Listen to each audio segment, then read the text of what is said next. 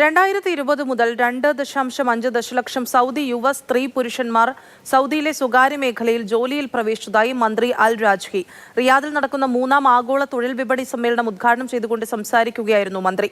വിവിധ രാജ്യങ്ങളിൽ നിന്നുള്ള 40ഓളം തൊഴിൽ മന്ത്രിമാരും 200-ലധികം അന്താരാഷ്ട്ര പ്രഭാഷകരും ആഗോള തൊഴിൽ വിപണി സമ്മേളനത്തിൽ സംബന്ധിക്കുന്നുണ്ട്.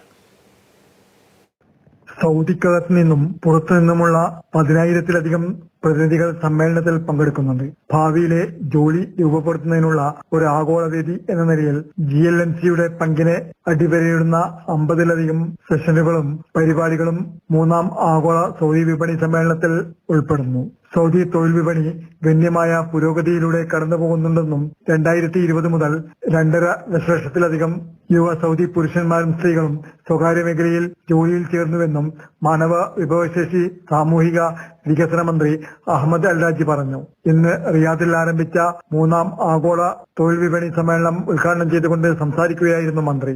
ആഗോള തൊഴിൽ വിപണിയിൽ നേരിടുന്ന പ്രധാന വെല്ലുവിളികളെക്കുറിച്ച് ചർച്ച ചെയ്യുന്നതിനായി 2 ദിവസത്തെ സമ്മേളനത്തിൽ നിരവധി രാജ്യങ്ങളിൽ നിന്നുള്ള തൊഴിൽ മന്ത്രിമാരും ലോകമെമ്പാടുമുള്ള നയരൂപീകരണ വിദഗ്ധരും പങ്കെടുക്കുന്നുണ്ട്. Mathrubhumi news, Riyadh.